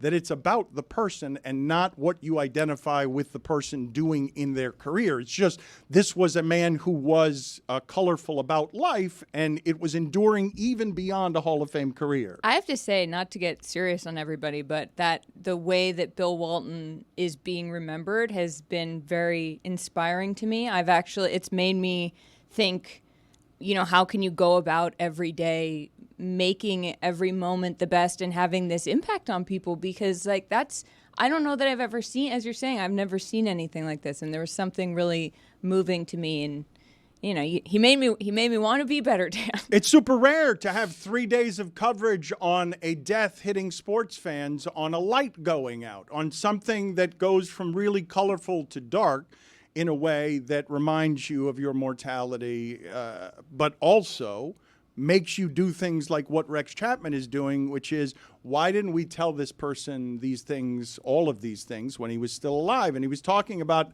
doing an Alive Appreciation Day for some people who are so beloved in this particular way, because it's not just about greatness. It's about the energy you take around you every day, person to person that you're meeting, leaving people with the impact of I'm Bill Walton. When we were eulogizing him earlier this week, I told you how remarkable it was that that person was able to do that while always in physical pain.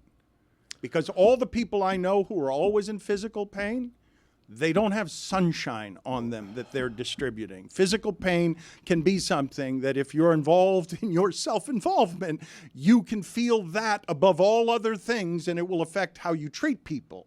Dan, to be fair, he battled depression, like serious depression. He talked about it a lot as pain testing his ability to be like present in the moment and happy and all those things. So I don't know if Bill Walton was successful. But he presented. No, forgive me. Right. He was successful because the enduring thing that he left when in contact with others is you were not feeling that depression. Right. I mean, he was, now whether it was a mask or not, Yeah. the feeling he was leaving others with is an energy of positivity, despite the fact, I wasn't even talking earlier this week about the emotional pain that he's in. Right. The physical pain of 38 surgeries. I don't know how that person did that. I don't know how he was able to get out of bed in pain in the morning and go spread sunshine outside his house when he was in that kind of discomfort. I wonder if that's partly why, because he knew how painful things could be, and so he felt the need to, or not the need, he felt compelled to make the moments that he could make great, to make them great. There's a preciousness to what he was experiencing because, I think there are more people than you would think who are in pain, whether emotional or physical, who go hard in the other direction in terms of how they present publicly, because it's so dark inside. It's a way of bringing light in or bringing light to other people. You think, Amin, he was not successful in this regard? Because I don't know how you define success when the eulogy or the obituary is soaked in so much. That person made me feel good. We're going to show you a Mike Breen story in a second that I thought was super moving. But when you say you're not sure that he was successful in overcoming that, am I misunderstanding what you're saying? I guess I wonder, how many times have we heard stories of people who make everybody happy turn out to be profoundly unhappy? Robin Williams. Owen Wilson, who's still with us. But he's a guy he's funny, he's always a positive guy and all that, and it's like, yeah, this dude was dealing with horrible depression, and so, I don't know, I didn't know Bill like that. I knew he talked about it though. I know he's talked about it very openly, in fact, about his struggles, but I guess I wonder if they present in a way that just makes us feel better. Aren't they just making us feel better and basically further insulating themselves in with whatever pain they're dealing with? I think the part with Bill that is the difference in some of these folks that we've mentioned is, Bill passed away from cancer, not by suicide, and so in his own world, he dealt with depression. He found his coping mechanisms to come through that and be that light for everyone else, and he dies of this horrible battle with this horrible physical disease, but it's partially the fact that's so inspiring is that he didn't let his mental diseases and hurdles be the thing that took away from him and took away from us. It's impossible for me to know him well enough to tell you whether he was actually lonely or not, but it didn't seem like it. Like it didn't, it would seem with that kind of pain and that kind of depression that you would be alone with it, even if you're around people. But when he left the house, he left an impact that is, to me, the reaction to this has been startling. It's 3 days, and I'm telling you, there have been any number of people who've died around here. Pieces of my childhood have been dying recently, and it gets skipped over in the news because there's not time for it. Plenty of Hall of Famers.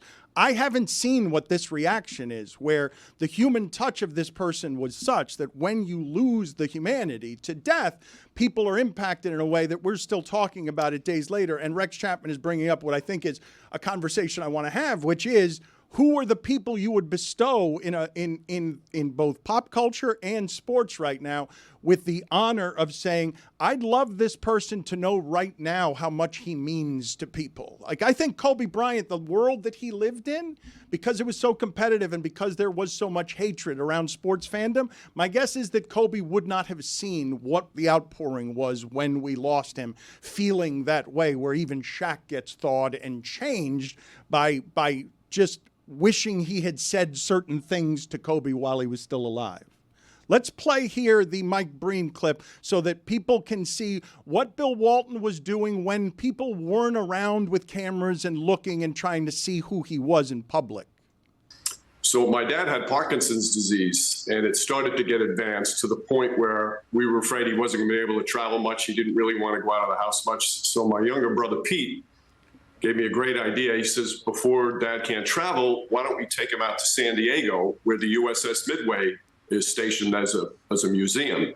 My dad served on the Midway during the Korean War and had not been on the aircraft carrier since he left the service. So we made plans to go, and of course, Bill lived in San Diego, so I called him to get a hotel recommendation that was near the Midway. And of course, Bill, it's like, you're not staying in a hotel, you're staying with me. And I convinced my father and my brother, and the three of us went, and we were going to spend 3 days at Bill's house. And when we got there, first thing Bill did is he put my father in the Bob Dylan room. The bedrooms were all named after people that meant something to Bill, and usually that's something to do with musicians. And the Bob Dylan room was a place of honor. So that's the first thing we did. Well, Malika, for the next 3 days, he did not leave my father's side. Wherever we went, wherever we ate breakfast or lunch or dinner, he was seated right next to my father. If we went for a drive in the car, my father was in the front seat next to him. And always like, John, you're next to me. John, you're next to me. Didn't leave him at all. And then when it came time to go to the Midway, we thought we were just going to go and buy tickets like everybody does who wants to go take the tour. But when we got there, Bill had called in advance, and he called to tell them that one of your heroes is returning to the ship that he served on. So the commander of the Midway is the one who greeted us. And we went on for about a 2-hour tour. And let me tell you, an aircraft carrier is no place for a 7-footer, especially one with back problems and knee problems, because there's small little areas. You've got to duck everywhere you go. And it was a painful walk for him. But he walked every step, again, right by my father's side. And it was very emotional for my dad to go back. And there were a couple of times where he broke down. And so, of course, my brother and I got emotional as well. And then I look at Bill, and he's got the tears streaming down his cheeks. And it was a special day for him and having Bill next to him. 5, 4, 3. Swedish team. 2, 1. Sorry for her. Yeah, she's perfect that way. That what she just did there, she's been doing to me, and she doesn't do it on purpose.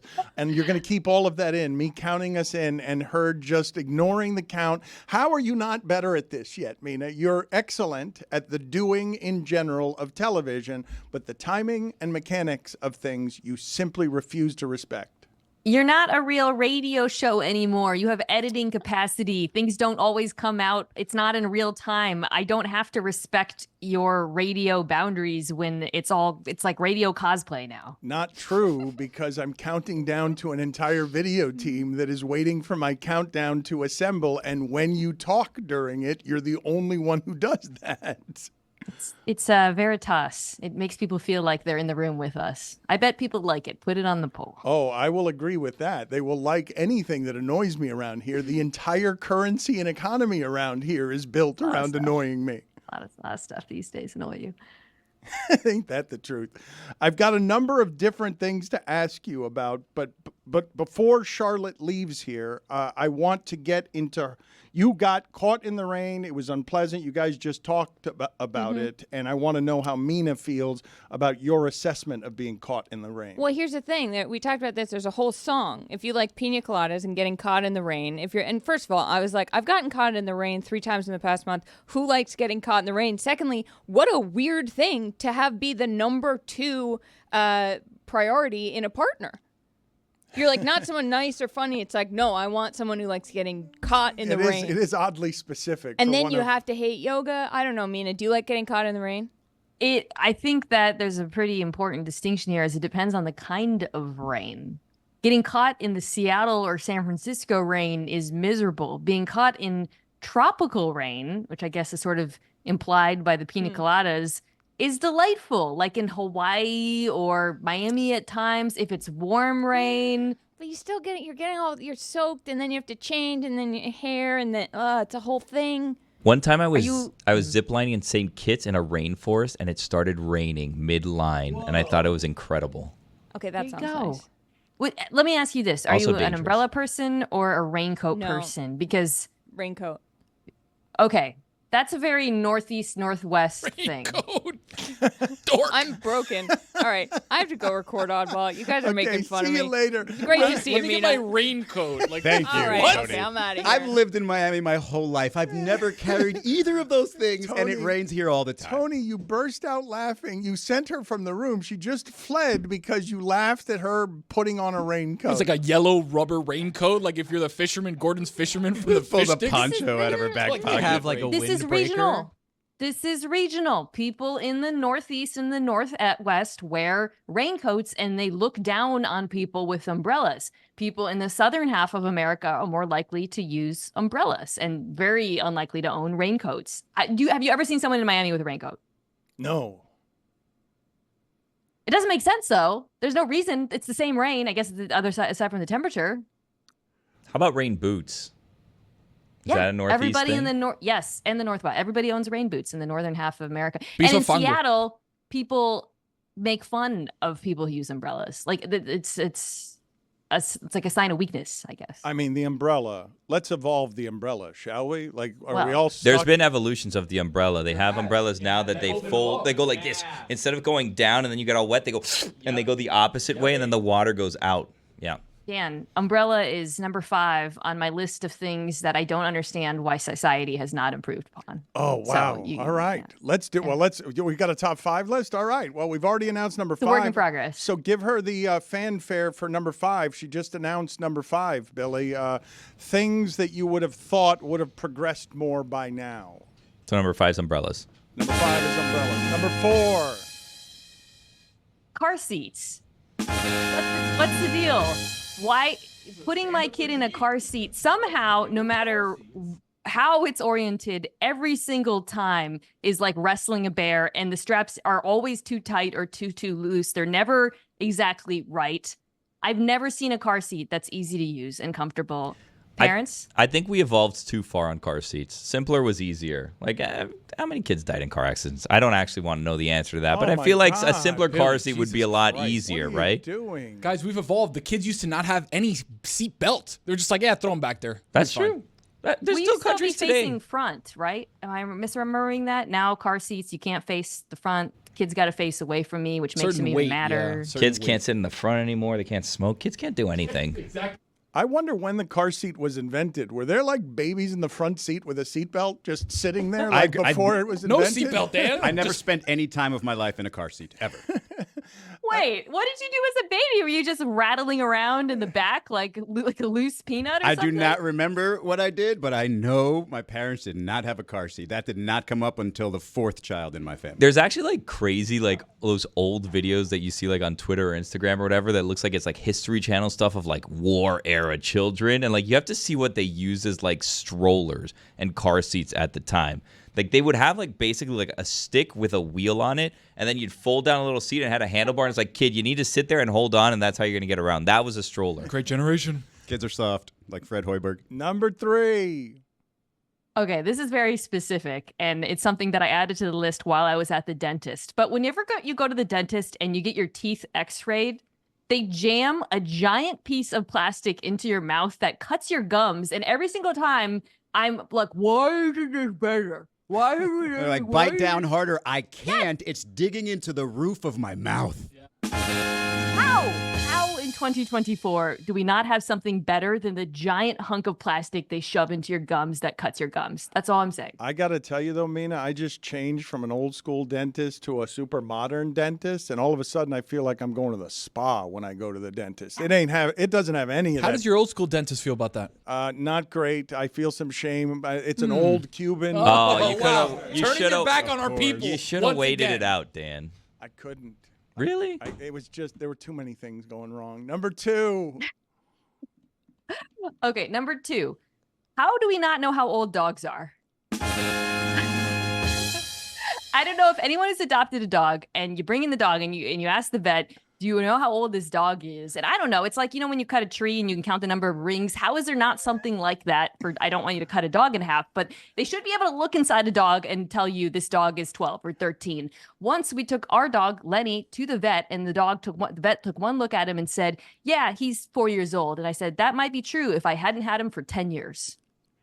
I can't believe that this is a worse top 5 list than David Sampson's, which in a lawless society, he was just rooting for polygamy, more guns, and baseball's antitrust exemption to be taken away. And no, your list is great until where you just got with number 2, which was just a stunning development. How do we not know how old dogs are? Number 1. What did anyone disagree with me about the dogs before? No, I've actually had this conversation before, Mina, and I even made the don't cut the dog in half joke before. Wow. From the woman who said Seinfeld's not funny. Don't cut your dog in half. Okay. King Solomon. By the way, that aged well, Dan. Okay, question number 1. You started a sentence with "What's the deal?" I thought you were doing Seinfeld. Car seats, am I right, parents? Okay. Number 1, again, this is the one where I cannot believe, and this list is on my phone, and basically I add to it every time I encounter these problems in my life. The dentist, the vet. Number 1 is at the airport. How is airplane boarding protocol not better? How will we not solve this? How do we still have people getting on at the wrong time, standing in the way of lines? Why do we have flight attendants who permit people to board out of their designated groups, which encourages the bad behavior and slows up the entire process? The whole thing is an unbelievable mess, and I just can't help feel it does not have to be this way. The problem, I think, with that is like classism and ego, right? Because the best way to board a plane is last row first. So you board back to front, but the prime seats are in the front, and they want to get on first so that they have the overhead space and they're not bothered and all that. But like if you're doing it for efficiency, you do it back to front, because then everyone, like last row first, everybody kind of do it that way. It used to be that way. At least I remember it was. Preach, Izzy. Back in those days when there were no car seats. And kids could smoke. You had the escalator. You would just walk up the stairs. There's a stairs in the front, stairs in the back. Where do you sit? Front or back? Go. Some flights still do that. Some airlines still do that. The problem is what I alluded to, which is they don't actually enforce boarding groups uniformly. So people still try to board out of turn, or there's general confusion about whether or not you can board. Okay, here's the thing. This thing in my hand can tell me literally everything. Why not activate your boarding pass when you're allowed to board and deactivate it when you're not allowed to board? I was going to go shot collars. I was going to go shot collars, Mina, but that is way better. That's way better. No, because the thing is like, do you want to hold up the line for everyone that cut the line? And then like, no, that delays it. So that's why the people that skip the line actually win, because it's like, well, I'm not going to make everybody wait because you're one you group have to away. have a sin bin on the side. You have to have a place that shames them. If you're not here, you have to stay in this little telephone booth. You can't shame them. Or new protocol, if you board out of turn knowingly, you have to board last. Then your thing goes beep, beep, beep, and you have to go. It's like at the Outback Steakhouse when they give you the thing that buzzes when it's your turn to dine. How do we not have that for boarding? They're closing like 100 Outback Steakhouses. I don't know if you knew that. Get your bread Like a now. restaurant buzzer? Is that what you're saying? Yes, like a restaurant buzzer. Do they only have them at Outback? Well, no, she was just using Outback as an example. They're not exclusive to Outback. You can get Look, them all over the who place. here has been in Group 6 and gone in Group 3? Who among us? Am I right? You've been in No, Group 6? no. This is really No, a There's Group Two Kind of 3, is People he? discussion, and I feel like we're learning who's who just by the way you guys are reacting. Tony. You can tell a lot about what happens around here, but I would say that I think something you're doing there, if it's going to be about iPhones, there's some classism involved, right? Because not everybody has phones. You need everybody to have phones, or you're handing out buzzers? Hand out buzzers. Yeah, but what if you don't- keep the buzzer? Then there's no buzzer for the next person. People will steal anything, no matter how stupid it is. They'll steal those buzzers just to have it. Like, why do people steal 3D glasses at theme parks? You can't do anything. Life is already in 3D. I really hope this movie's available on my flight home because Challengers? Yeah, I'm not gonna run. I told Charlotte asked me that I seen it. I said I don't watch movies in the theater anymore. She said, well, I didn't watch it in the theater That's either. a dangerous game. Watching a movie on an airplane that you know has like this intimate scene. I always Does it get have an intimate scene? There's Yeah, barely famously. any pee. You don't get any boobs. I watched Wedding Crashers once. Mistake. Oh On a yeah. plane? I was like, they won't have the scene. They won't put it, and they did. This is my thing. If you're nosy, you want to watch. All right, you looking at screens. Then guess what? You Poor little Kyle. Kyle needs to Sitting mind behind- his Kyle's business. gonna gonna learn Kyle's today. gonna learn one way or another. Birds You and the need bees. to, if there's children around you, you need to have better judgment. No, I'm with you. No, need to he's have the one better telling judgment. me. I'm saying that if I looked around, there were no kids. I'm telling everybody around me in the radius, mind your business. I'm watching what I'm watching. I don't think I'd watch Challengers on an airplane because of the spaceship. There was a spaceship called Challengers? Yeah. Wow. At the end of the Challenger. movie, they all go to. No, never Space? mind. Cape Canaveral. Why don't you go to the movie theater? I'll tell you why. I mean, doesn't go to the movie theater. He saw Oppenheimer, not Oppenheim. Not Not movie. Oppenheimer. Superhero Not movie, Selling yes. Sunset. He saw yes, the superhero movie. He saw Oppenheimer in IMAX and was so pissed that he got hoodwinked into seeing a bunch of men have meetings on a big screen for hours that he was like, I'm never going to the movies again. It was just. And I said, you don't need to see But was it. the explosion cool? It was. It was. But not worth it. He But was so it was upset about this that he literally doesn't go to the movies 3 anymore. hours of people in classrooms. 3 hours? Would you go back to see? They're re-releasing Interstellar in IMAX this fall. Would you go back to see that? Dude, man, if I wouldn't go to see Phantom Menace, if I wouldn't go see Phantom Menace for the 20th anniversary, I'm not going to go see Interstellar. What about Lord of the Rings Extended Edition? Apparently they're re-releasing that too. In IMAX? Yeah. I would see that. Is that like the think. best movie ever, Phantom Menace? That you need to celebrate the 20th anniversary? Like, if I'm not going to see Phantom Menace, It's like in his IMAX, I'm favorite not gonna see movie, anything. yeah. Why? Because he loves Star Wars. I love Star Wars. Why is this your favorite one, though? It's not my favorite one, Oh. but it's a Star Wars movie that was out in theaters, and I won't go see that in theaters anymore. Amin is boycotting. Amin is bringing down man. Hollywood. The Dude, only man. You're not gonna see Wolverine and Deadpool. So that one's Deadpool kind and of Wolverine. like tickling my fancy a little bit. I got pre-orders for that. I didn't do it. A friend did. I'm In like, yeah, I'm IMAX? down. They fight each other? Yes, Well, they you do, all but, saw the know. popcorn bucket. Yeah. Well, some they popcorn. fight. They start off didn't. fighting each other, and then and a lot of banter. You know lot who of could have banter. used a dick type popcorn bucket as Challengers? Dude, man. Dude, man. The other movie that I might see in the theater, and it's not for me, it's for my kids. It's Inside Out 2. I'm so excited for I that. yeah, my see daughter's that. excited for that. We- I have not. Is Inside Out the first one? Oh, I it's haven't good. seen that. you haven't seen Inside Out? No. good. Oh, it's I'm so dying good. You to. gotta watch Do you think it. they'll have that on my flight? Did you just Yeah, ask it's on if Disney Inside Plus. Out is the first one for Inside Out 2? No. Oh. Inside Out. In. Inside Out. You know, But sometimes Two it's a in, little bit. two out. you know how you guys. Sometimes it's a little confusing. Like Get Shorty had a sequel that wasn't called Get Shorty 2. What's it called? It was called Get Be Carter Cool? or Be Cool. Yeah, yeah. To get too shorty. The thing about Inside Out, I know a lot of people talk about. I saw Up and Up Four made me Bad, Four cry. Boys. I don't think Up is. Up's all right to me, but Inside Out, there's something about Inside Out that, as a parent, Oh, when the memories start going.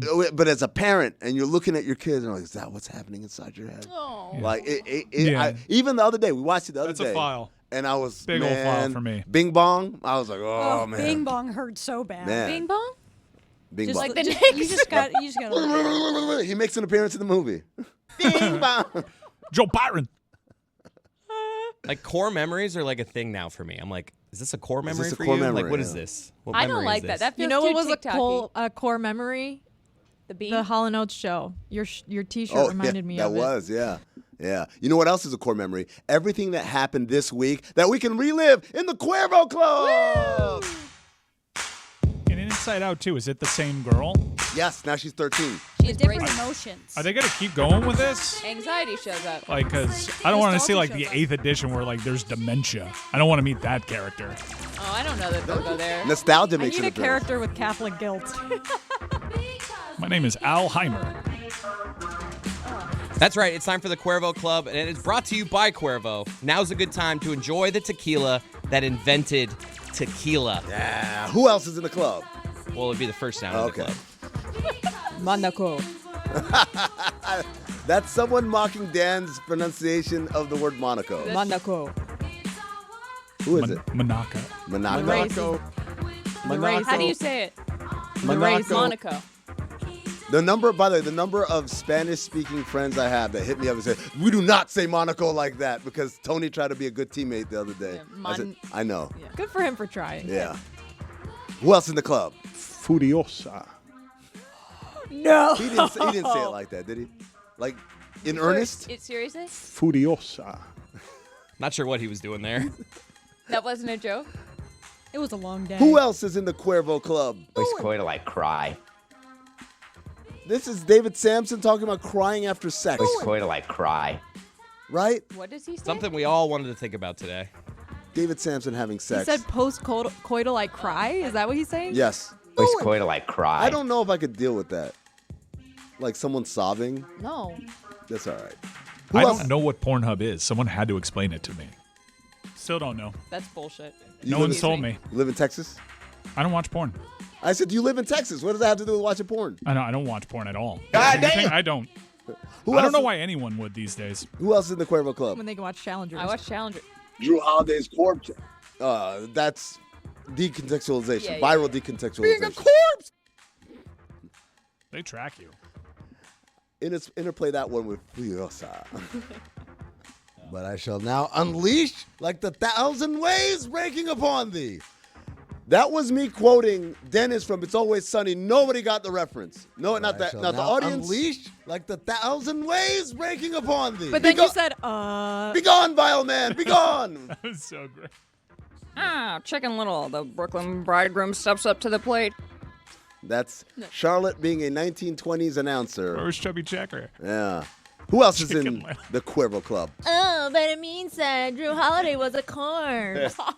That's Jess doing an impression of me doing an impression of somebody else on the internet. Right? Oh, that's good. Right. Who else is in the Cuervo Club? Change is done.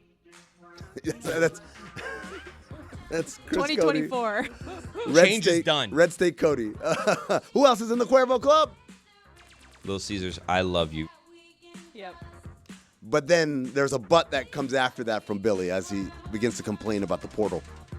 Who else is in the Little Cuervo Caesars, Club? I love you.